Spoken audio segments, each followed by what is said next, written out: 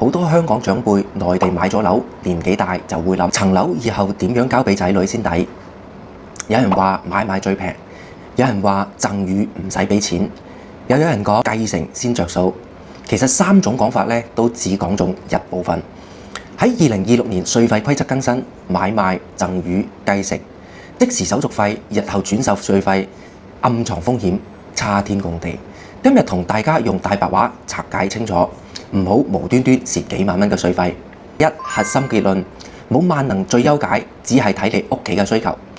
如果父母仲在生，想即時物業轉名，淨係得買賣、贈與兩種選擇。層樓符合滿5為1，子女又有內地買樓嘅資格咧，多數買賣會更慳稅。如果唔急住交產權，純粹規劃身後資產，繼承現時嘅手續費咧就最抵嘅。但係等到100年之後先辦，好容易引發仔女爭產。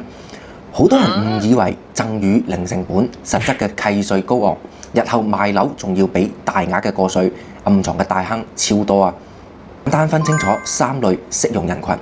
一、買賣，物業條件優良，打算日後置換轉售，追求手續簡單穩定；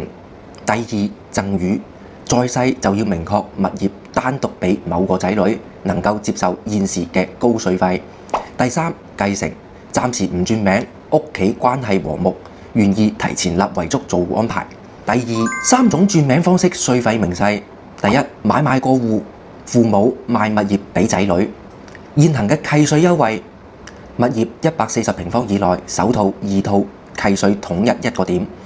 超過140平方，首套1.5，二套2個點，三套及以上3個點啊！兩大免稅福利，持有物業滿2年咧免增值稅，滿5為1可豁免過稅。優點咧就係流程成熟透明，稅費一目了然，日後仔女轉手唔會出現高額嘅隱藏稅款。缺點就係仔女必須持有當地嘅購房資格，物業持有年限唔足嘅，稅費會大幅上升。第二點，贈與過戶，直接送物業俾仔女啊，直系親屬贈與免增值稅同過稅。但首套嘅契稅優惠咧，統一3個點徵收契稅，再加少量嘅登記同印花雜費。優點咧就係父母在世能夠完成轉名，可以指定單一嘅子女持有，避免即時分產嘅爭執。缺點咧就係現時嘅契稅開支遠高於買賣，日後子女放盤，過稅計稅基數極低，增值部分咧要交重稅，係最多人踩嘅雷啊。第三，繼承過戶，100年之後由子女繼承，法定繼承人繼承物業，契稅、增值稅、過稅全部豁免，只需要俾小額嘅印花稅同登記費。現時手續費3種入邊咧最抵嘅。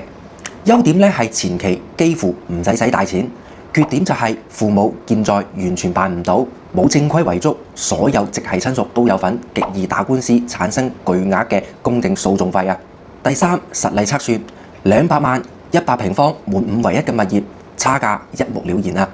設定條件咧就係物價市定200萬100平方，父母持有超過5年且唯一套嘅住宅樓，子女內地冇房產，屬於首套。